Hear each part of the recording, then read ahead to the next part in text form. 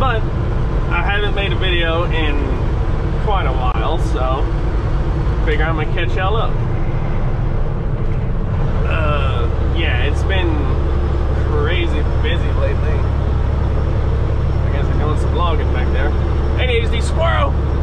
But it's been pretty fucking busy the past couple weeks between, you know, hauling loads and mechanicking on Voodoo, which is, you know, I'm not mad.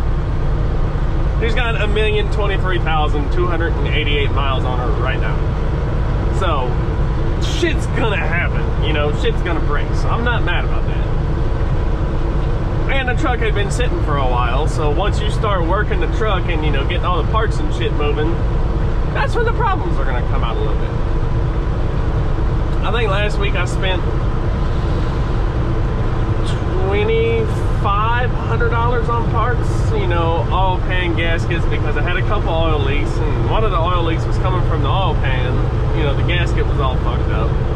And then there was the O-ring on the compressor, on the air compressor, where it mounts up to the block.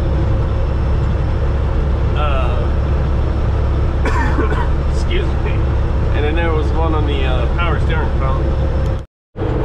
Sorry about that, I just had a coughing fit. But yeah, there was also a leak on the O-ring for the power steering pump and the gaskets and all that shit. So we got that changed, we got the oil pan gasket changed, we got the air compressor O-ring changed, because that's cooled by the coolant in the truck, and it's got engine oil that runs through. Why? I don't know. But maybe a cat mechanic can tell you that. But whoever had put this air compressor on this truck, because it had been taken off before, we can tell that.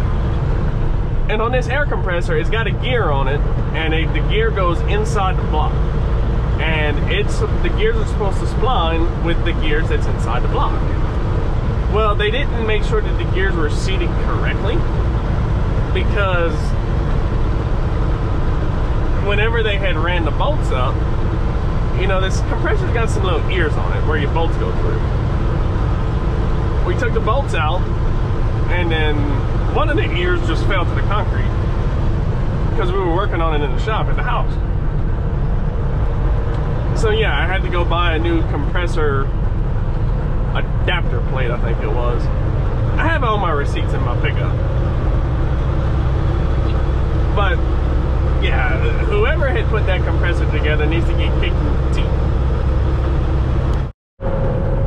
That, and I'm not sure if y'all can see that on my thumb, but I smashed the shit out of it working on this thing the other day. And the thing I smashed it on was the fucking cab, because we put it, not sure if y'all can tell or not, but I'm gonna put that as the thumbnail. We put a drop visor on Voodoo. That, and I ordered some stainless steel, you know, chrome, basically, step covers. So they're gonna go over the steps that I have now, and it's gonna be like some little T-straps holding it on. I'm gonna do a video on that whenever I get them. But yeah, that didn't feel too good. I invented about 7 cuss words, and I used everyone in the book about 3 times whenever I smashed my finger. And that some bitch hurt for like 3 days afterwards. And yesterday, we delivered in Morton, Mississippi. And I say we because I'm running with my cousin. He's in that truck that's right up there. I'm not sure if y'all can see it with the sun and all that shit. But, I forgot to turn my Jake off. Like an idiot.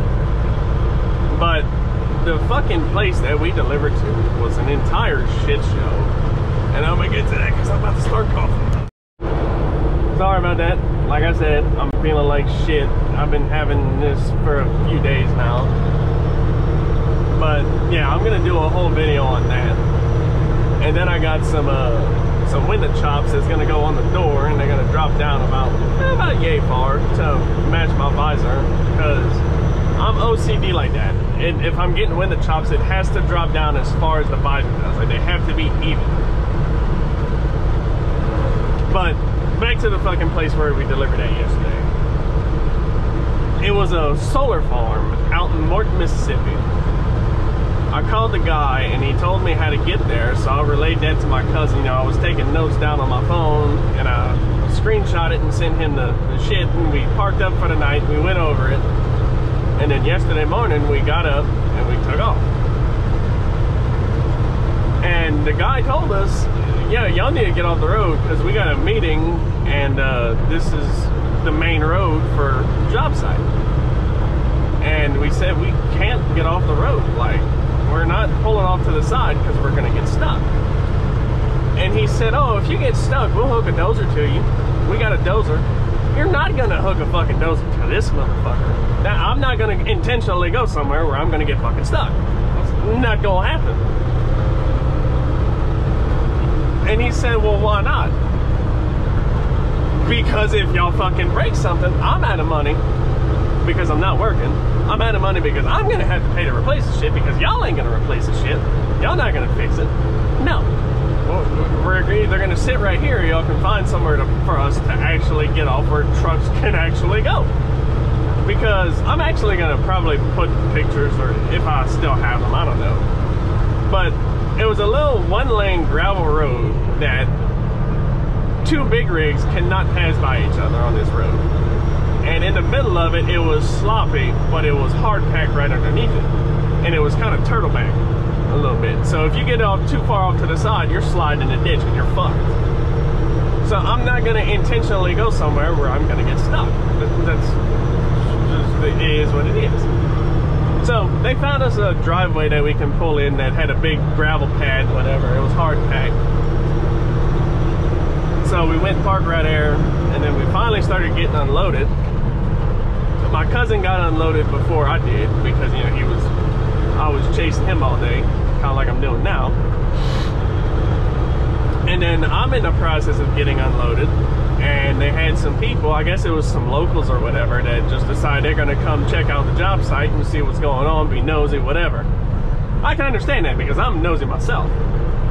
But I'm standing up on the trailer, you know, while they're unloading me, and he comes up to me and says, hey, how long are y'all gonna be till you're unloaded?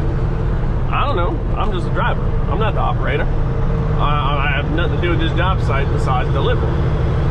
Oh, we got a whole fucking line of cars back here. Again, I'm not the one in charge, buddy. I'm just a fucking driver.